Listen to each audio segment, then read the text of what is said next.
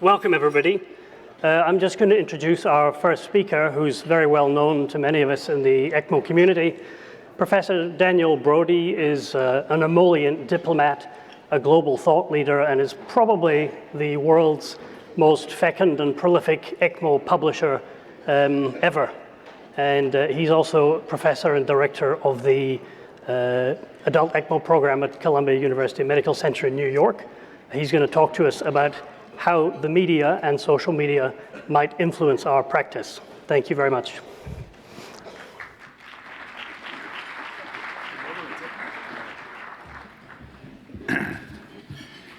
Thank you, Graham. If I had $1 for every time I've been called an emollient diplomat.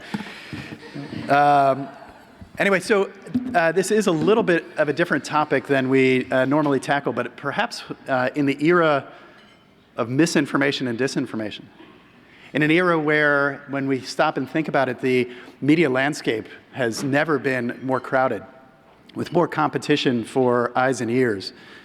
Perhaps this is a very important topic for us and our patients, because we begin to understand how the information that comes through the media translates to the way that we interact with our patients and their surrogate decision makers, their loved ones.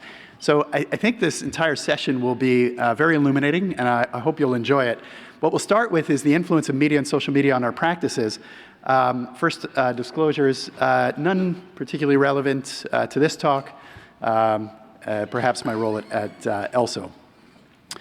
So the first thing I would ask is, do media portrayals of critical illness in general faithfully reflect reality? And if they don't, could an overly optimistic or pessimistic portrayal of outcomes in the media skew the choices of our patients and their surrogate decision makers? And I'll start with the case of CPR. I think it's a good example, obviously a very common practice within medicine. And let's look at the influence of television. A little bit retro, but we'll start there. And for those of you who know me, you know that this is my favorite paper of all time. This is from the New England Journal in 1994, and it was called Cardiopulmonary Resuscitation on Television. Now, I consider these authors to be among the most brilliant in the history of medicine for having published in the New England Journal by watching TV. What they say in their introduction is that responsible shared decision-making about the potential use of CPR requires patients who are educated about the procedures, risks, and benefits. Makes sense. And they also point out that TV is an important source of information about CPR for patients, and that's just the reality. And so what they did is they watched the episodes of ER, Chicago Hope, and Rescue 911, television shows that were popular at the time, for the 1994 to 1995 viewing season.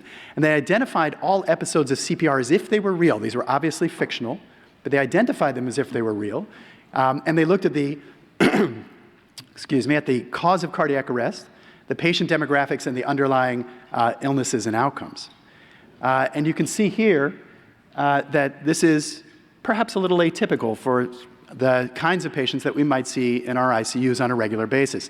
These are the causes: near drowning, motor vehicle accident, gunshot wound, stab wound, other trauma. Oh, and then we get to arrhythmia, cardiac arrest. But of course, lightning strike, eclampsia, this is a little bit atypical. When we look at who the population was, if you look at middle-aged and older adults, that was only 35% of the entire cohort. That probably doesn't ring true for most of us who are in the ICU. And then when you look at survival, does this sound right? 77%? Oh, obviously, your ICUs are similar to ours. So 60 incidents were recorded of CPR across 97 episodes on these television shows, mostly trauma, because that's sexier. 28% were primary cardiac. That's obviously less than we normally see. Fully two-thirds in children and young adults. Again, more dramatic for television, but not necessarily reflective of what we see in an ICU, and 77% post-arrest survival. So when all of that is said and done, to our patients, this is CPR, right? Can the IT person cue the Baywatch music? No. And the question then is, does it matter, right? Does it actually impact what goes on with our patients? And so this is an earlier paper from the New England Journal, actually from 1994. This is a more serious paper in the traditional sense. It's the influence of the probability of survival of patients according to preferences for cardiopulmonary resuscitation. And so they did interviews with 287 patients who were at least 60 years old. The mean age was 77. And they were asked about CPR during an acute illness. Would you want it? And 41% of them said, yeah, sure, I'll take it. I'll sign up for CPR. But that was before they learned the probability of prognosis. And once they were told that the likelihood of survival if they did have a cardiac arrest was 10 to 17%, half of them said, no, thank you. And it went down to 22%. So informing the patients of prognosis greatly impacted the way that they made their choices. And this is what shared decision-making is all about. If they were then told of a chronic illness with a life expectancy of less than a year, only 11% opted for CPR. When they were then told further that the likelihood of survival after an arrest in that context was 0 to 5%, once again, only half of them, 5%, opted to choose CPR. So what we know matters. And there's a disconnect. And that disconnect is between what families, patients, and their loved ones believe to be true and what we know to be true.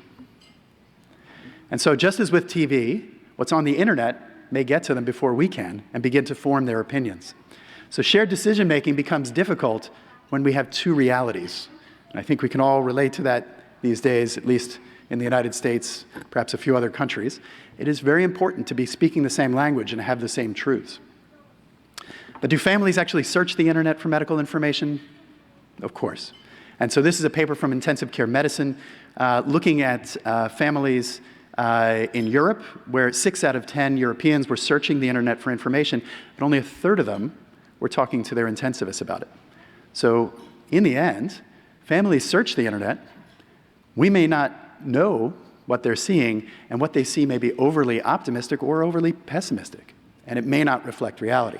So decision-making about an intervention or prognostication itself may be predicated on false assumptions of the likelihood of success or failure.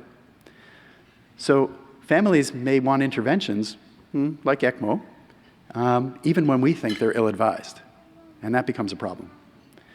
So internet searches may be driven by all sorts of intentions. This is just an example. A guy named John Ayers does a lot of these papers just looking at search volume. And you can see this is hydroxychloroquine at the start of the COVID-19 pandemic, and when Elon Musk decides that it's a great idea, yet another great idea that he has, that all of a sudden there's more searches. And of course, as soon as Donald Trump got into the act, the number of searches dramatically increased. This is the information that people are seeing. So this may lead to erroneous conclusions depending on what information is available. And so now, how do we begin to take that context and apply it to ECMO? So what do patients and surrogates know about ECMO from the media, and is it realistic? We know that ECMO improves outcomes in selected, or some would say highly selected patients, but ECMO is also associated with major complications, consumes considerable resources. That's what we all know. So extremely ill patients can still survive with ECMO, and those kinds of cases may get the most attention of all, but they may not be reflective of all of the cases that we see. Shannon Fernando is a colleague now in Toronto. He was in Ottawa at the time. He and Rebecca Matthew really helped with devising this particular search strategy so that we could begin to do, not with fictional cases, but with real cases that can be found on the internet, just as they did in 1996. And so we did a systematic search of English language news articles related to ECMO. This is in JAMA Internal Medicine. It was Google News and Bloomberg from 1960, so we started all the way back at near the dawn of ECMO, going through April 30th, 2020. I don't have to remind you what was happening at the time. What we included were either written or video documentation, nonfiction, anything published by any third party, but we excluded private websites, those things that were only on social networking sites, and things that were already peer-reviewed journal articles. We wanted to get at what was out there that was not peer-reviewed. We extracted patient data and outcomes using a standardized data collection form. For patients who were in hospital at the time of reporting, we searched for evidence of survival and mortality in later reports, which you can come up with more than you think. And we looked at the neonatal population, pediatric and adult, separately. So all told, there were 12,000 news reports, 600 unique reports from 31 countries.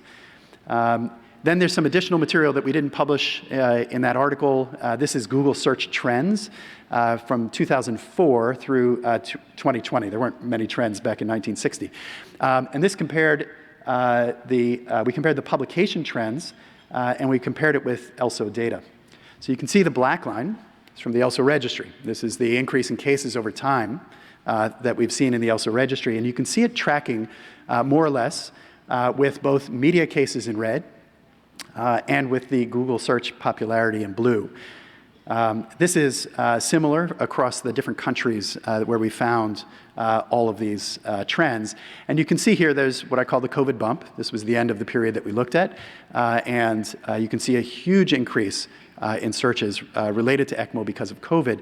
And then there are these other blips at different times. One particularly large one is due to a very famous case in India, and that really lit up the internet with searches for ECMO at that time.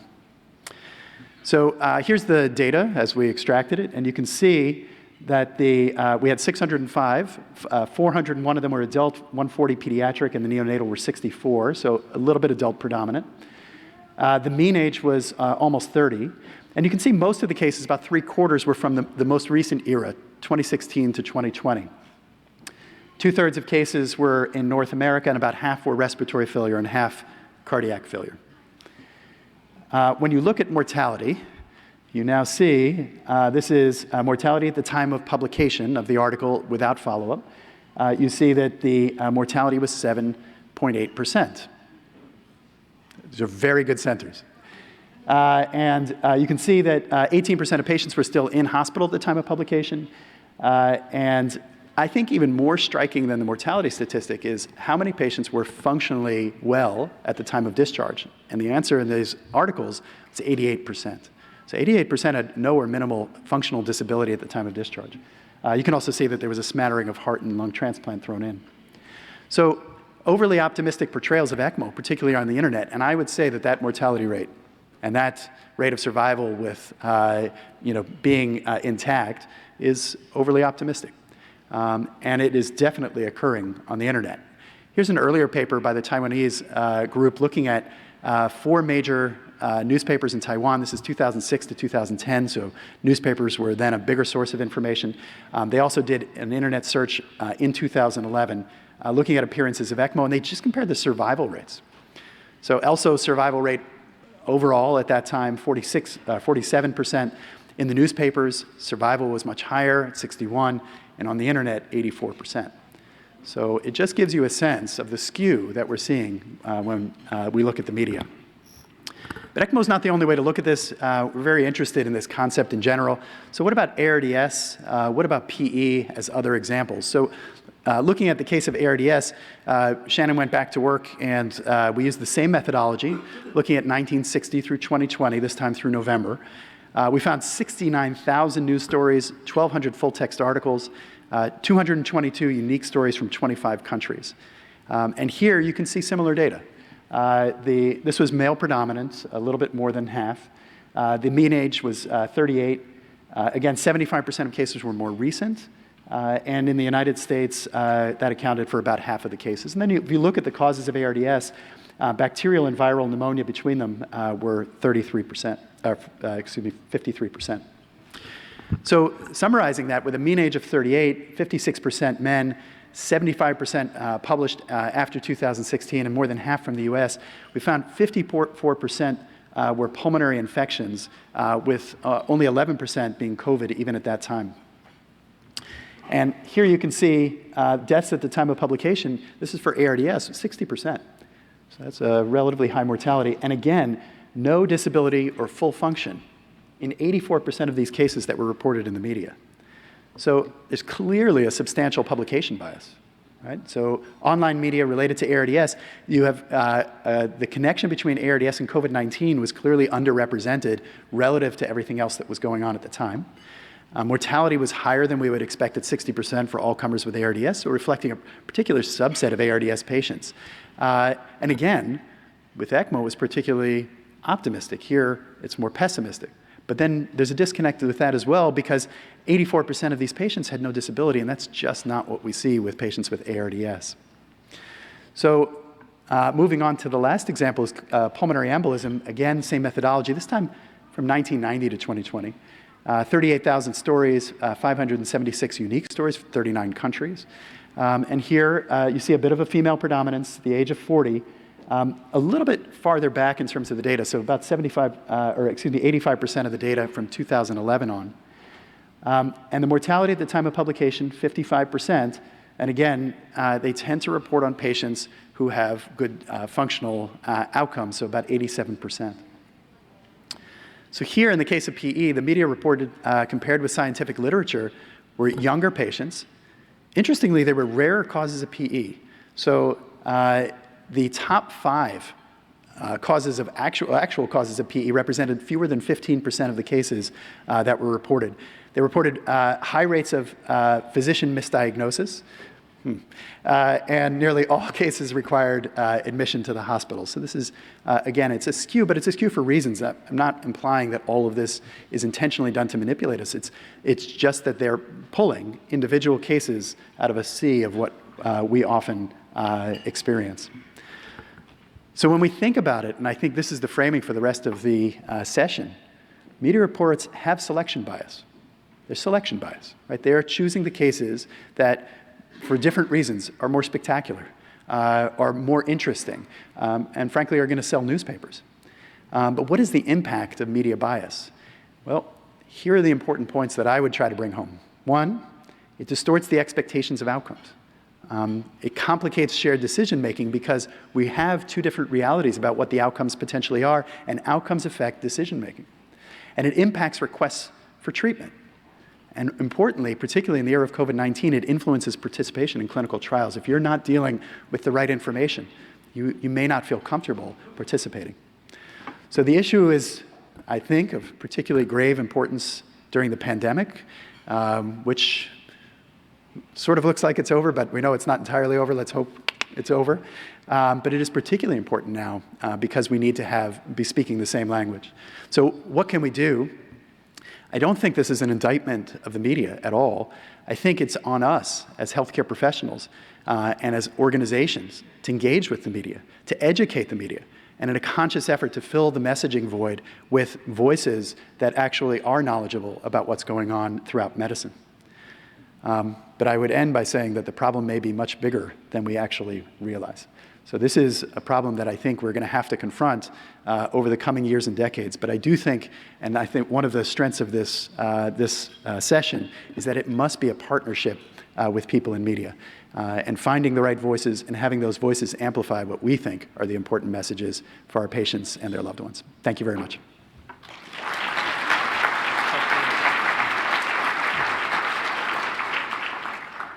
Thank you, Dan, for that really fascinating talk, and I think that's a great way to frame the remainder of this discussion. We are very fortunate today to have our next two speakers, Graham McLaren from Singapore, our soon-to-be ELSO president, and Gideon Gill.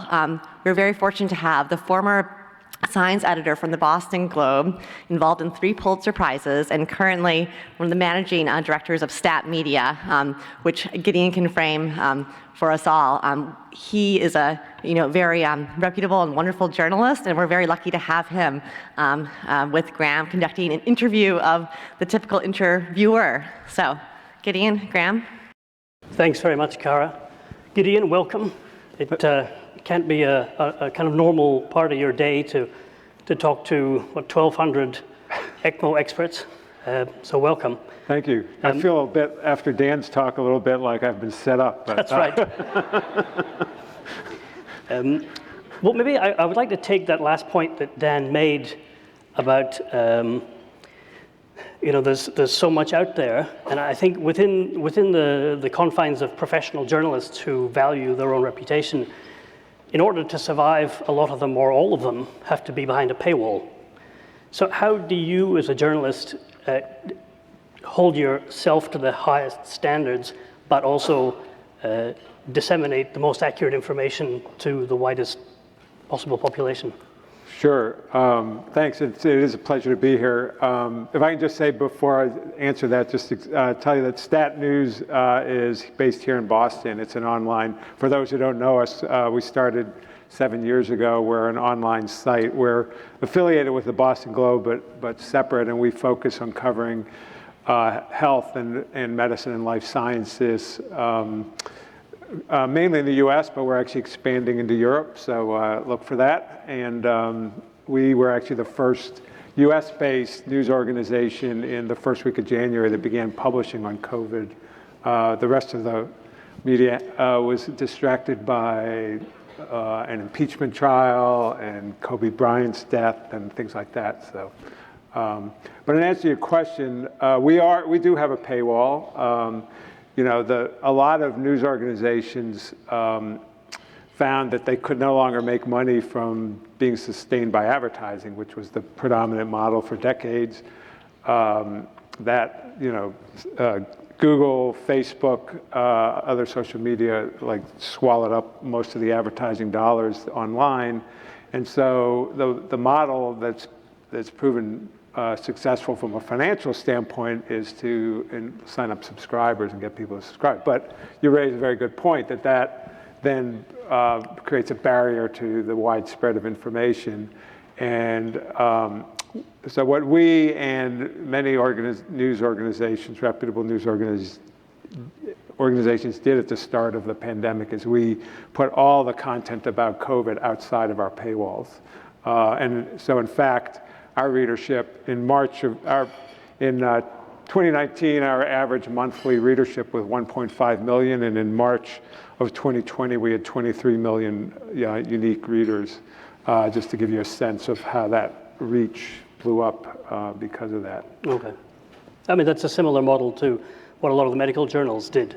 Yeah. Again, most of the reputable ones have a paywall, but they made all the information on COVID free in the public interest. Yeah. So I guess there are parallels there. Maybe we can just, hopefully we're coming off the back of the pandemic now. Looking backwards, what are the key lessons for professional journalists about how information was delivered to the public and how accurate, responsible, reliable information was delivered to the public?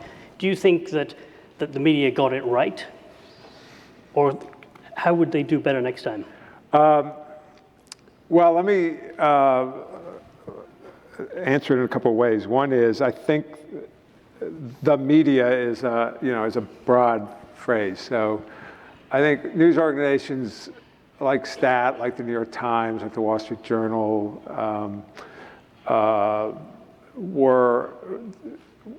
really worked hard to get it right in an environment where there was, at first, very little information, and even the medical community, the public health community wasn't getting it right because we just didn't know. And that is it's extraordinarily tricky environment to be working in. In addition, we had no access to hospitals. Families couldn't get in hospitals. Media couldn't get in hospitals.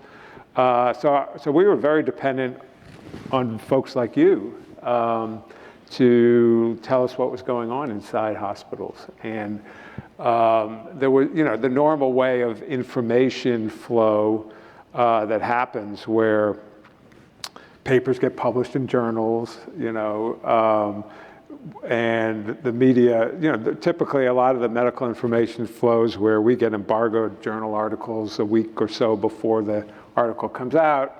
We contact people, we call you, Graham, and other folks and get comments on the studies, and then we publish articles about it.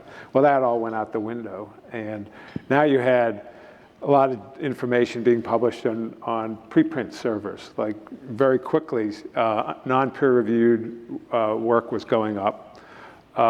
And our policy on looking at articles in preprint servers is to similarly try to vet them, to call the experts that we know and say, can you look at this and tell us what you make of this? Well, the thing is that we weren't the only ones looking at preprint servers. Preprint servers are public, and the public very quickly found them.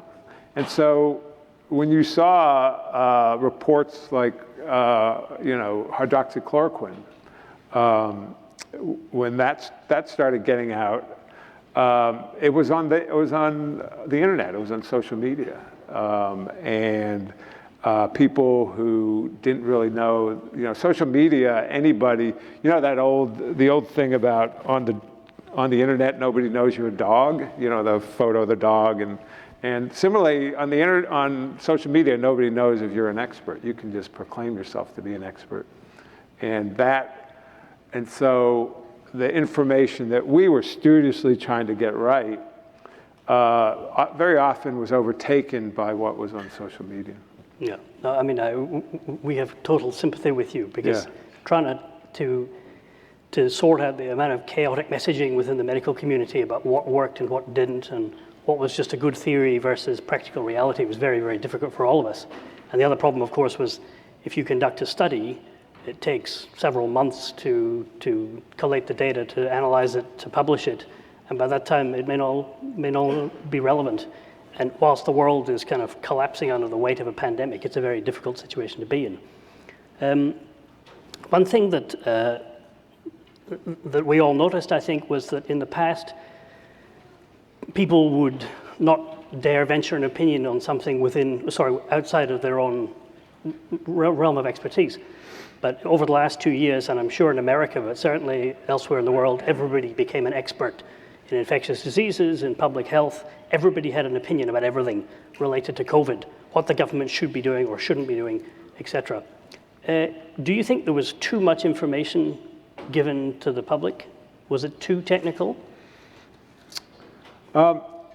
So I think that in a sense, we had no choice, because for one, the information, as I said, was already getting out there, like through social media. So the editors like me are looking at social media feeds and seeing all of this misinformation that's circulating. And so, for example, with hydroxychloroquine, ordinarily, if this wasn't a pandemic and there were some people just putting this kind of misinformation out, it would have been ignored. But in the absence of any real, anything, the public is hungry for certainty, and science is full of uncertainty.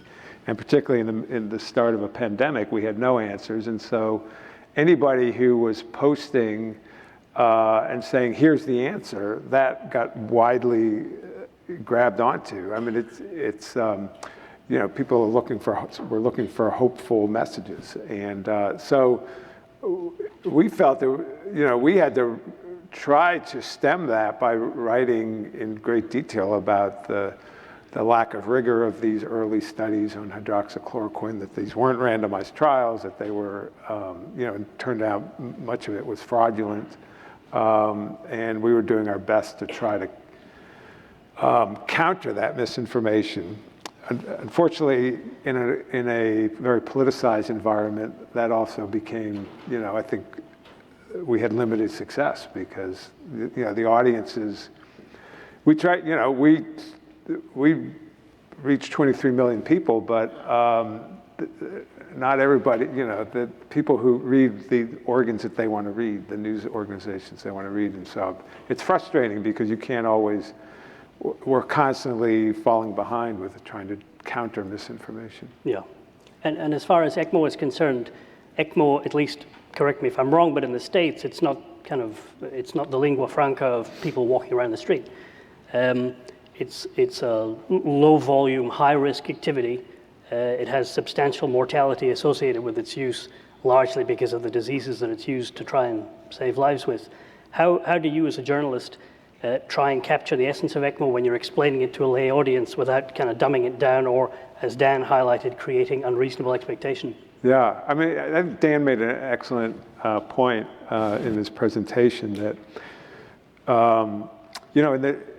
when you think about what is news, like when news organizations, when you talk about what is news, what gets people to pick up the newspaper or click on a link, and it's something that's new or actually out of the ordinary.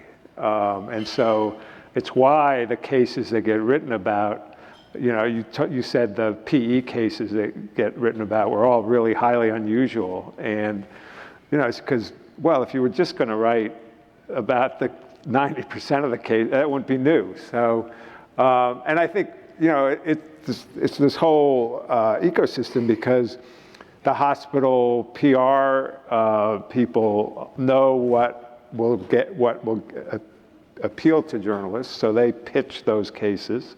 They don't tell us about the other 90%, and so we tend to then bore in on the things that are unusual. But with ECMO, I think I actually think there was a very good dialogue that took place between this community and journalists, because there were a number of really informative articles. We wrote some of them, the Wall Street Journal did, other news organizations, about, and it was made possible because people in your community let us in on it. And so there was a weekly, many of you may have been part of this a Friday Zoom forum that started very early in the pandemic, that brought in people from the ECMO world around starting in places like China and Italy, where they were getting hit early, to inform physicians here in the US and elsewhere in the world. And they actually invited one of a writer named Ron Winslow, who wrote a piece for us about the learning that was taking place, and how from individual cases, data was being shared among this community, and how everyone learned about which case, at first it looked very dismal with ECMO, and then you slowly figured out which patients would benefit the most, and how to control clotting risks. And I think we took the time to spend, Ron spent months sitting in on these sessions to produce a really careful story. And I think there were other journalists that did the same, to try to really inform the public on what ECMO was. We did a graphic that showed how it worked, so I think I think there are journalists that did a very good job with explaining it. So the flip side of that is that a lot of us in the ECMO community suddenly found ourselves in the glare of the media spotlight, and usually on a local scale, but perhaps some on a national scale, and this was something that we weren't accustomed to it. For example, the first time I was ever approached by the media to comment on ECMO in a local context in the Far East, I'm sitting in my study looking scruffy on a Zoom call, and all of a sudden I have a team of professional journalists with professional hairstylists, makeup artists, sound guys, the whole thing, and I just froze like a deer in the headlights and said, what am I doing? And it's very intimidating as a doctor who's not accustomed to this, to suddenly find yourself in a media spotlight. From your point of view, what do you look for in your interlocutor? Are there things that annoy you? Are there things that you say, yes, this is the kind of guy I'd like to interview? Can you give us some pro tips?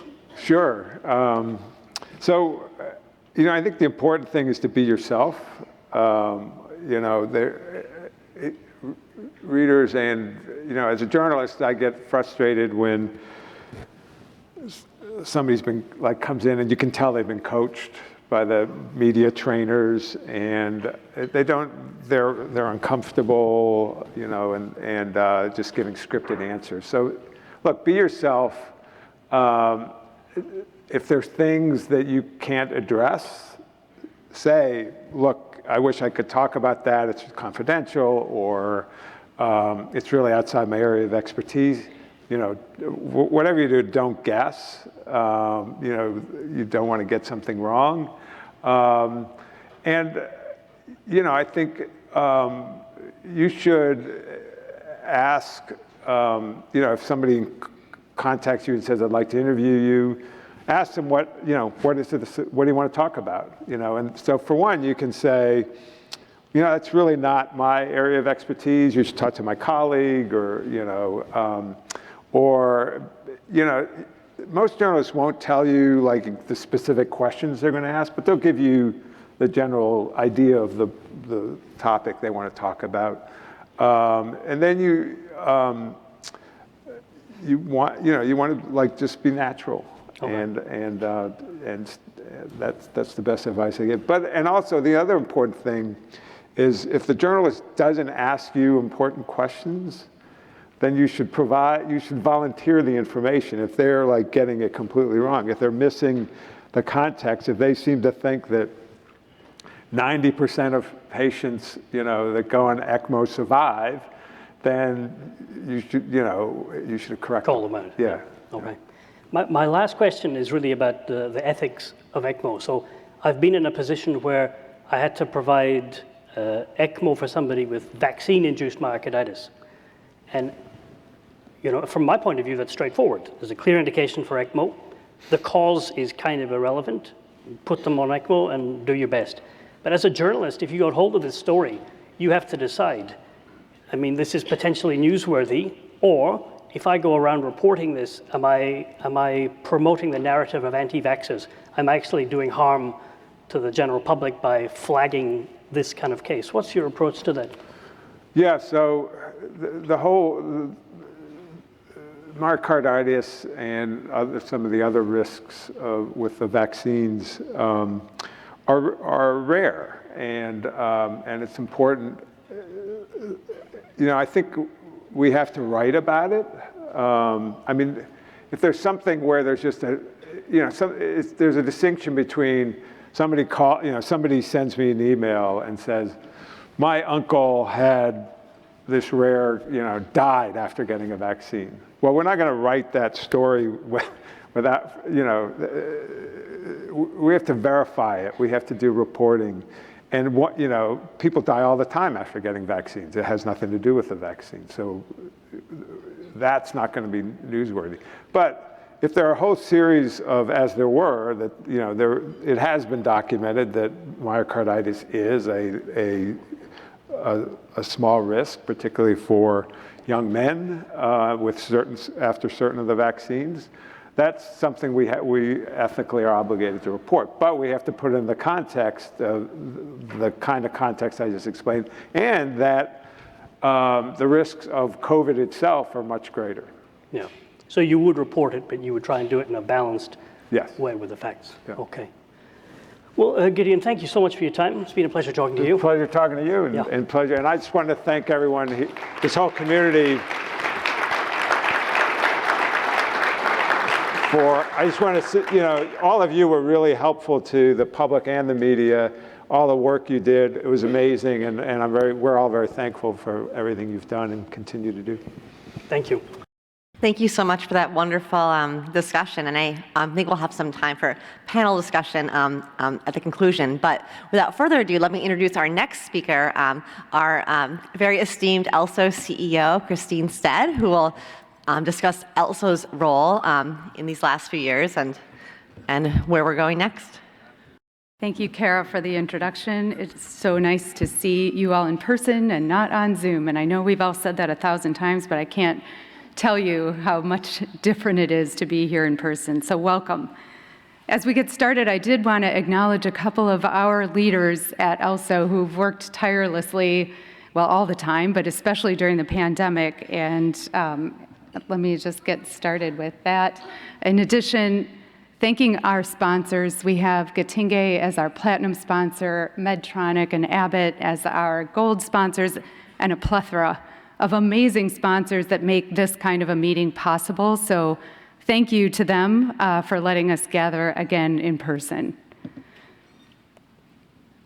This is our board, Matt Payton. You've seen him. Welcome everybody here at our opening plenary. Marco Gino, Dan Brody, and Graham McLaren. We're just both up on stage. Dan is our president-elect. Graham will be our president starting in January. We also have Peter Alexander, who gave remarks in the opening plenary as well. Thomas Mueller will join us soon from Germany. Jay Shyland is here, and of course our founder and board member emeritus, Dr. Bartlett. In addition, we are happy to have John Fraser here from Australia. He does not technically win the award, so don't tell him of traveling the farthest. I know he wants that award, but Melbourne, Australia technically is the farthest away, so Brisbane is close. Nick Barrett, thank you so much. He is our chair of Euro-ELSO, and he's here. And of course, Renee Gomez from Latin America. Poonam Malhotra was not able to be with us today, but we know she's here with us in spirit. Just copying some of the remarks that were shared a little earlier, ELSO, of course, worked a lot with the media during the pandemic, and I wanted to highlight a few of the journalists that we worked with really closely that modeled that, what Gideon was just describing as a professional approach and dedicated. And several of these stories actually took months, although the first one I'll highlight took just 1 month. And that was a financial market reporter from Tokyo, Japan, who called us in March of 2020 to ask about ECMO and what is this. And so we had just recently put together the ELSO COVID-19 dashboard, which was something we asked all of you to do, completely change how you enter data. Instead of waiting until the very end, enter your cases as they come up. And with that information, along with what she had was an online webinar coming out of Japan that documented 18 of 32 successful decannulations in Japan. If you recall, at the time, we had the Diamond Princess waiting in the bay in Japan and what to do with them should they receive ECMO or not. And due to her work, she interviewed Dr. Bartlett. She created a really wonderful graphic that made it a little easier to understand what ECMO was. So it's a good example of doing that kind of work well that Suryatapa Bhattacharya from Tokyo did.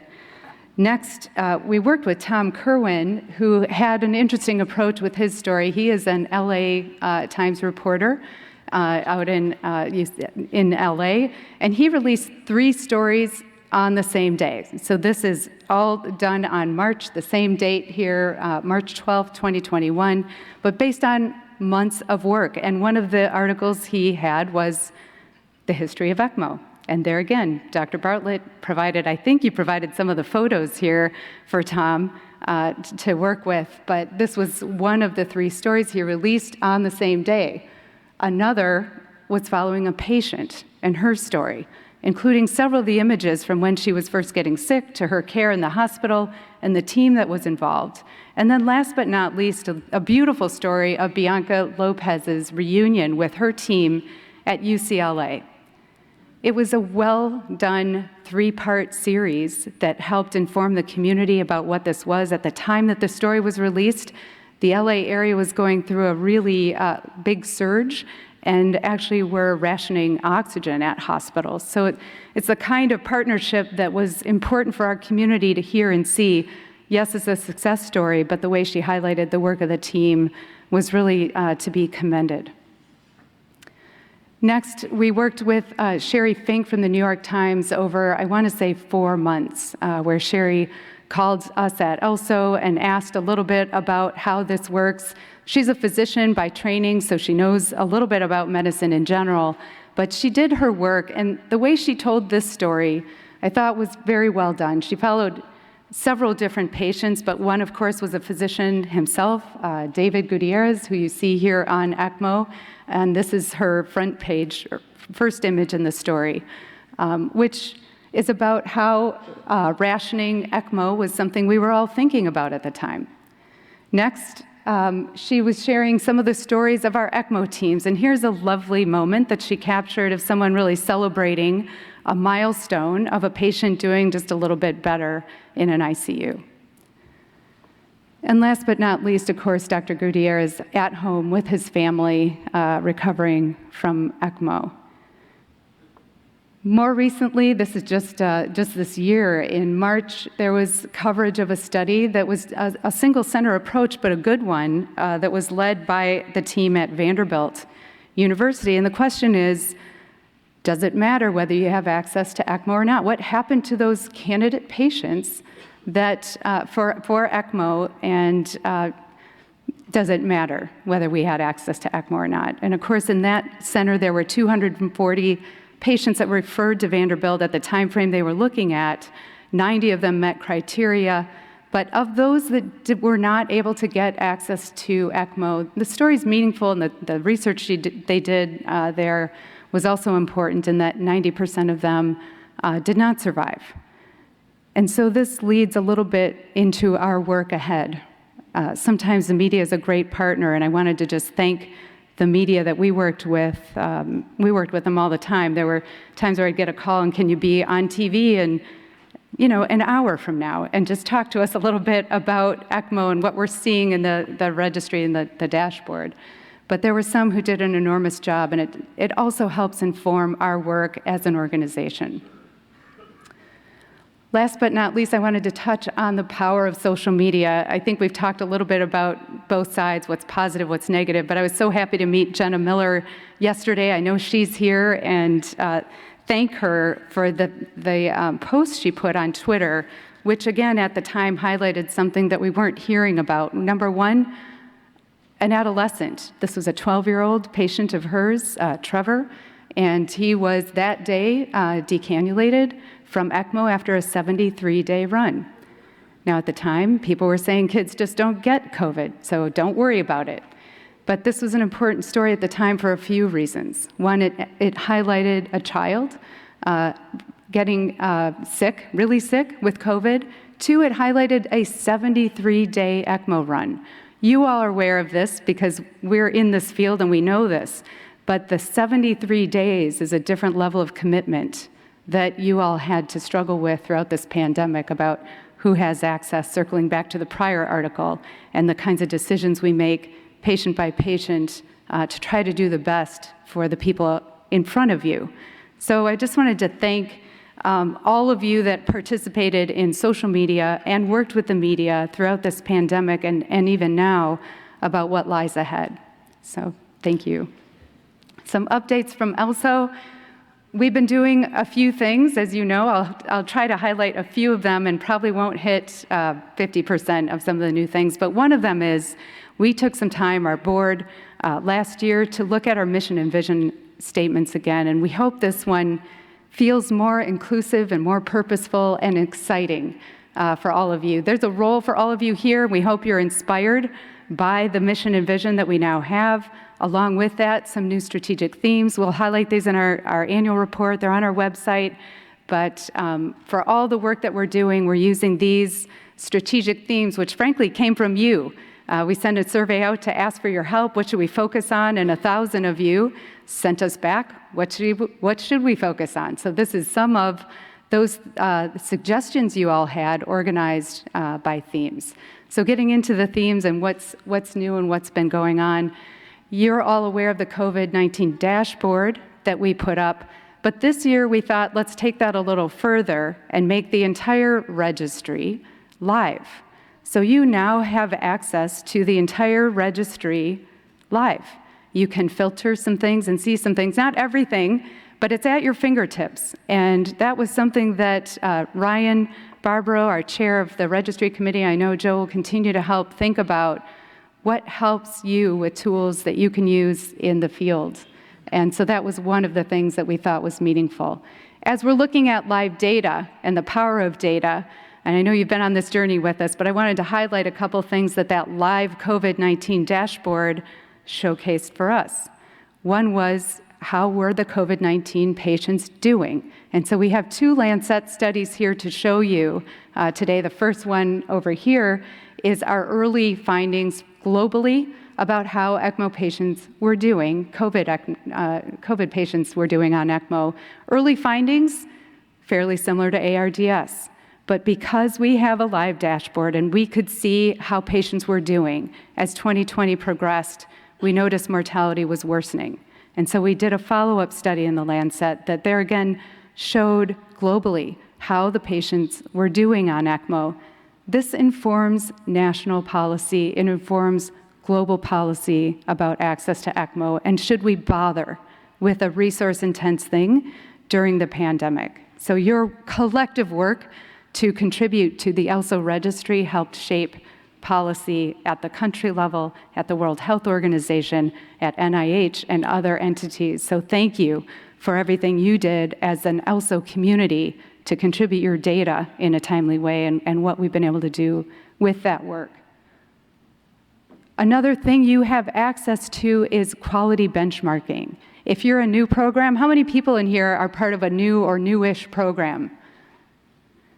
So this kind of information can be very important to you, patient by patient, as you're getting started. Are we in line with what we'd expect with this kind of patient, based on the kinds of patients that we see, with now 180,000 patients to compare with? And it's helpful for teams. ECMO's hard. It takes the whole team. It helps to have some data and some context for with what you're doing. And I know you'll hear more about this and the next slide, which is compliments of our biostatistician from the University of Michigan, Phil Boonstra. He'll talk about this tomorrow morning in breakout session 24. Hopefully you'll get a chance to hear from him. But again, your data helps us think about how do the devices perform. And so our device developers, who are many of our partners here today that sponsored this meeting, they help think through clinical data, real clinical data, how do we do better? And that's part of how your data helps inform and improve what you all have as practitioners at the bedside. No one should be able to read this. The point here is that there's a lot of stuff. And this stuff is a lot of the work of Janelle Badulak, who's sitting up here in front, Bishoy Zachary, who's sitting over here and chairs our education committee, and about 100 of you from around the world that help us establish an ECMO standard for education. This is our methodology. So as we work together to create a standard, what we think is important, you all know as you debate how to treat this patient and what's the best practice, we have to try to reach consensus. And so part of what's in here that you can't read is the work we did to try to achieve consensus and bring that forward to all of you so that we can do this.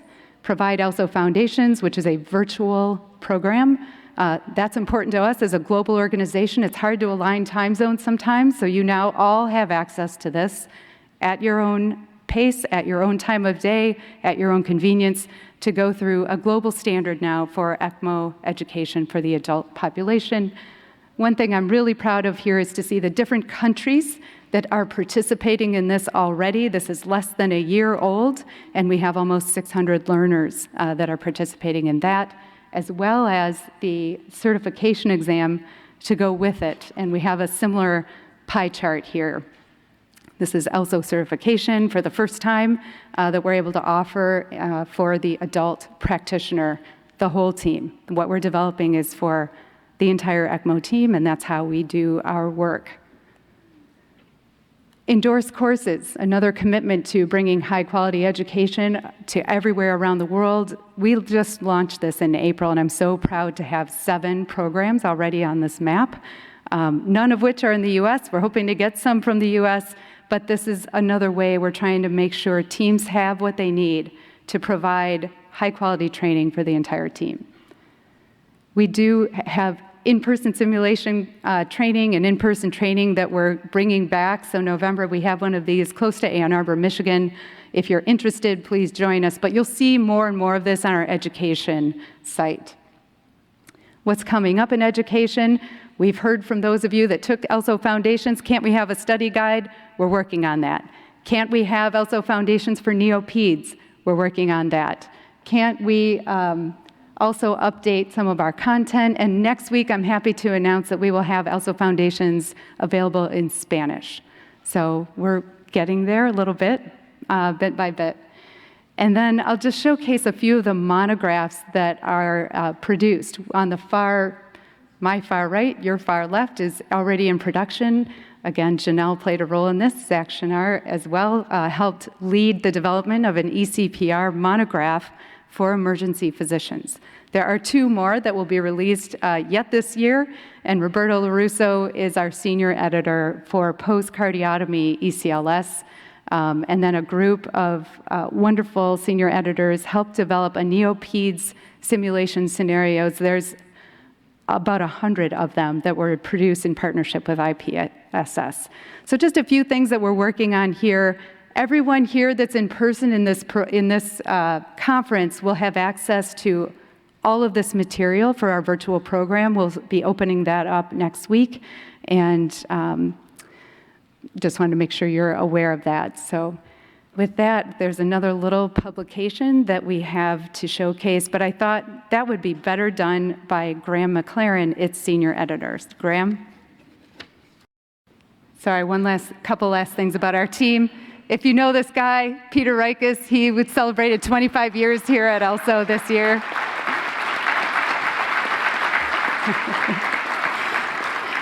He's looking a little serious here, as he often does. And then I did want to thank our whole team, but also Valia Antonini, who's sitting right here and is our social media director and the face of ELSO. Every publication that comes out, every major initiative that we produce, Valia basically works 24/7 as much as I can tell and helps get that word out to you. Thank you, Valia.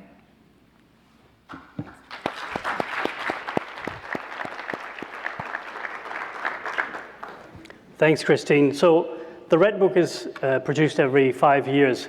And when we got together to think about how to do this one, we recognized that a few things we wanted to do better. In previous editions of the Red Book, one problem had been you would often get one or two authors from the same institution writing an entire chapter, and we thought that didn't represent an appropriate breadth of practices. We wanted to get more global involvement, and we wanted better diversity and balance. So this, I think, is the biggest Red Book in terms of contributors ever. There's more than 230 authors. So to those of you who helped write these chapters during the pandemic, despite your workloads, thank you so much. Thank you to my editorial group, who did a fantastic job of all the work.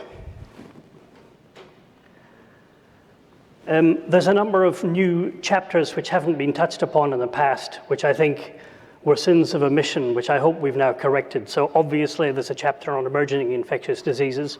That would be somewhat reprehensible if we'd ignored that. We have chapters on nomenclature as ELSO's official stance on what's the difference, for example, between ECLS and ECMO. Is there a difference? Does it matter?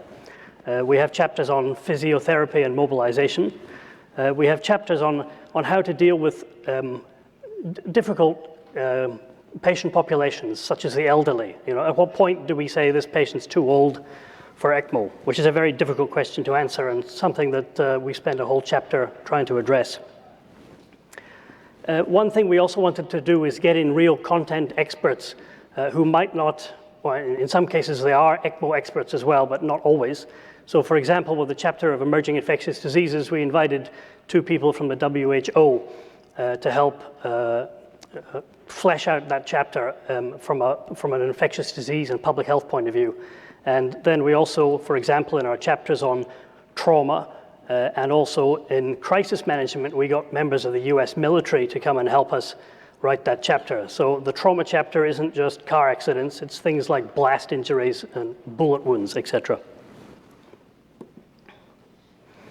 The dedication, of course, was to all of you for dealing with this massive upsurge in workload and stress and everything else that came with it during the pandemic. So thank you. And lastly, how can we have a book without acknowledging Dr. Bartlett? I'm not sure if he's here. If he is, I can't see him. But there he is. Hello. Because as you may have heard, this is the 50th anniversary of the first ever ECMO report in humans. And Dr. Bartlett was there from the beginning. And he's still here telling us what to do. So thank you very much. With that, I'll stop. Thanks.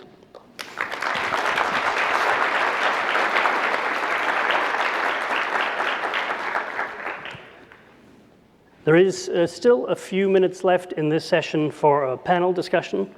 Yeah. So if I could ask Gideon and Dan Cara to come to the stage. Any of you who have questions, please come up to the mic. Great, thank you, Graham. And oh, great, we have some questions for the audience. Please step up to the mic. I'll start with you.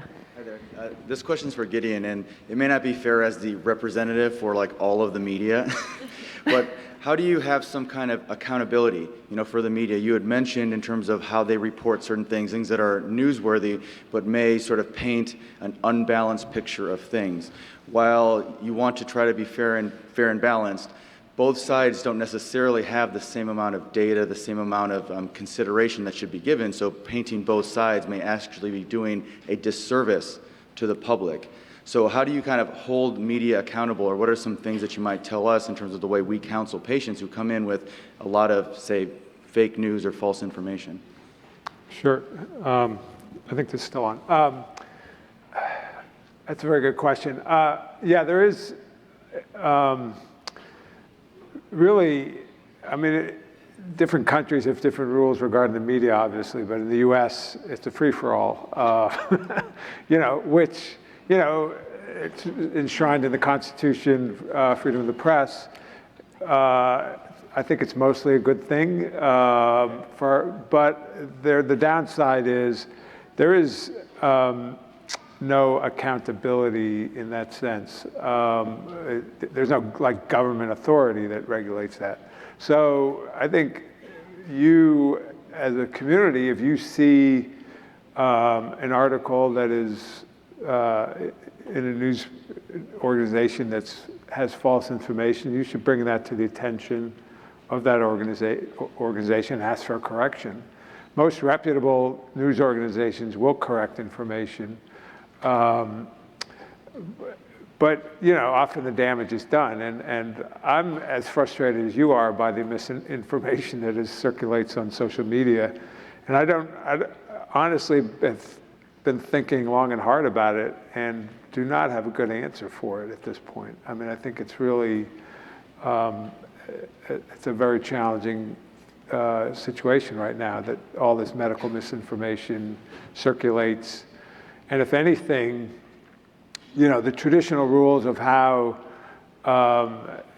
you judge the credibility of sources of information have been turned upside down because, there's been a whole push against so-called elites, and media elites, medical elites are now seen as diminished and not the people you should trust. And so it's a very challenging situation. And I'm sorry I don't have a better answer for you.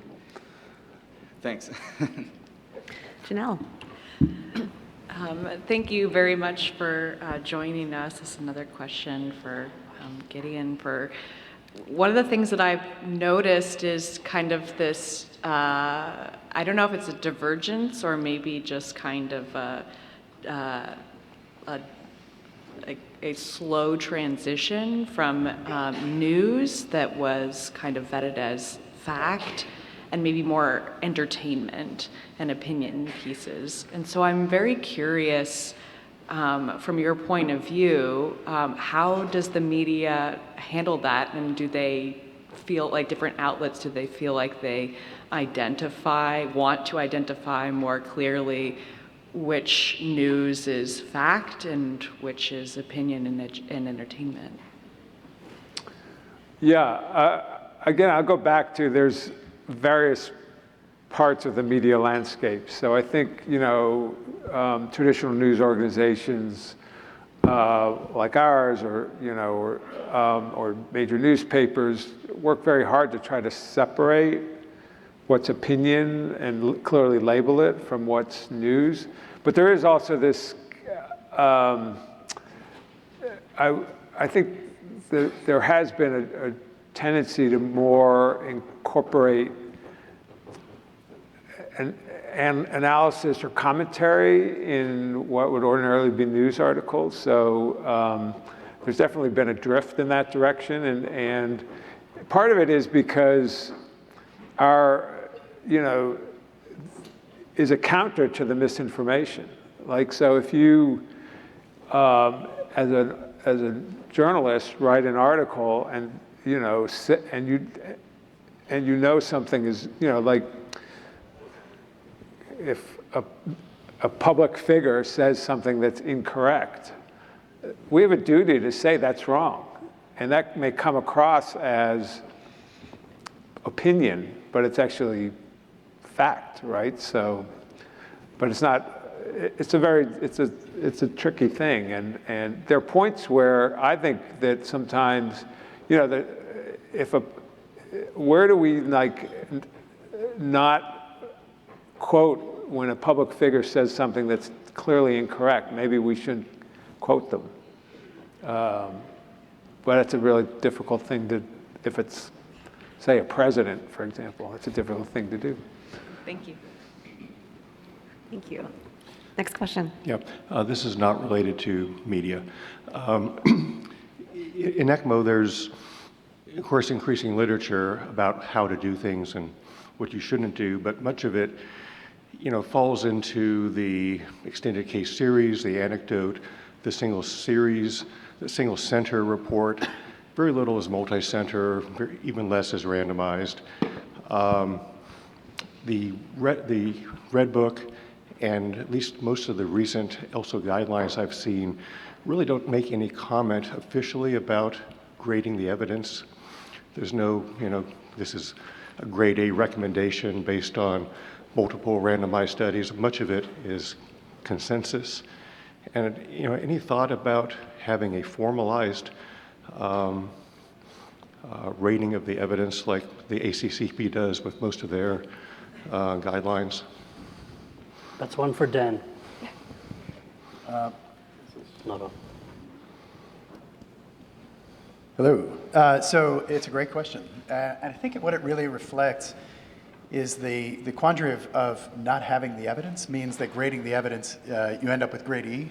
It's Right. expert opinion. Much of the evidence would be D or E. Absolutely. And so we have embarked on that. Joe Tona is leading an effort for a combination of ELSO and the Society of Critical Care Medicine to do graded methodology. The entire effort will have taken over 2 years by the time it's ready. So we have to be very selective about which ones we do that for. And we're doing that in the areas, or at least we project doing that in the areas where we have the most evidence so that it's the most valuable.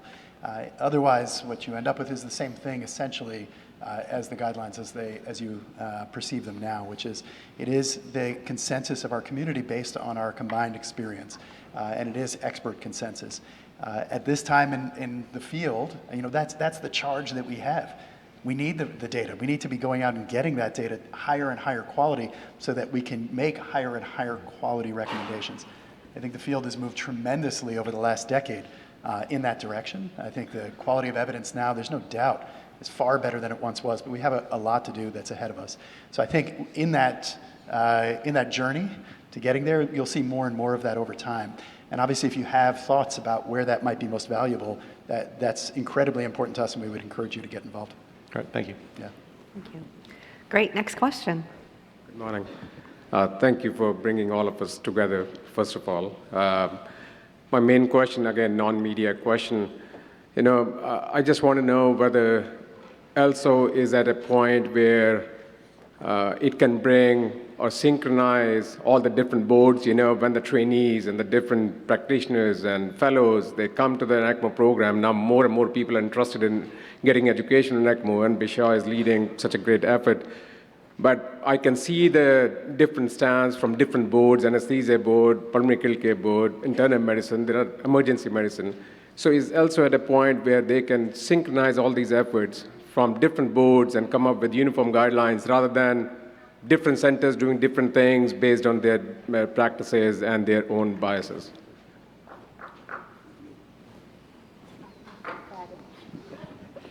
Yeah, once again, that's a terrific question. It's, I think at some level it's motherhood and apple pie. We absolutely would all agree that that's the right thing to do. In practice, it's really difficult. You have all of these players within the space who have different agendas, different perspectives, some of that very legitimate, and some of that very healthy because it challenges our underlying assumptions. Aligning them is very difficult. That said, that has to be our mission. That absolutely has to be our mission. One of the great strengths of ELSO, just looking around this room, is that it really is one of the very few truly international organizations. And it's one of the few that really, and there are others, but that is truly interprofessional. This is, an organization that values every member of the team because that's what ECMO is. ECMO is, it is the essence of teamwork and bringing an entire team together. So we have a perspective that a lot of other societies that are more narrowly focused don't necessarily have. I think what we need to do is lead that effort over time to align the societies. And as I say, even just from the last example of working with SECM, we have many partner organizations, AHA, STS, other international organizations, ESICM and others, that we have to begin to partner with more, but there are many. And everybody's interested in ECMO now. I mean, 10 years ago, it was ELSO, and no one else cared. And now everybody's interested. So as they grow and in their interest and participation, it is incumbent on all of us to try to bring them into the fold so that we can unify the message that we give to the community. Yeah, thank you for asking that. Thank you. I think we have time for one brief question. Just to piggyback kind of on the education piece, what process or can you guys guide us? Our center would love to be a center where we could do more education. We have a huge ECMO sim lab and things like that. Does ELSO have some type of process to help us and guide us to kind of steer our way to help support our region, you know, and outside facilities and training? So I'll try to answer that, but one of the people that can answer that best is very close to you, and that's Bishoy Zachary. But we are working on having standards for what we hope yields high-quality ECMO education for the whole team. So the didactic portion that you educate and train your team on, the simulation portion, the cadence of those things based on the volume of ECMO patients that you have. If you're a lower volume center, in order to help your team feel confident and competent for any ECMO patient that you see, if you do 5 a year, you'll need to keep them ongoing in simulation so everyone feels good about the kinds of things that might come up while you're taking care of a patient on ECMO. And so it depends on the size of program you are and the kind of patient population you're trying to address, but we are absolutely developing those tools and happy to work with you on that. And that's true for every center that's there, so we try to make that as standard and available to everyone as much as possible. And at the same time, we have a team that we've been developing that can go to a center and really evaluate that. If you're interested in doing that with us, we'd be happy to do that. awesome. Thank you. Thank you. And with that, I would like to thank all of our panelists for a wonderful session. And now we'll have a 30-minute break with the breakouts to commence at 10 a.m. Please visit our exhibitors in the meantime, and see you at 10.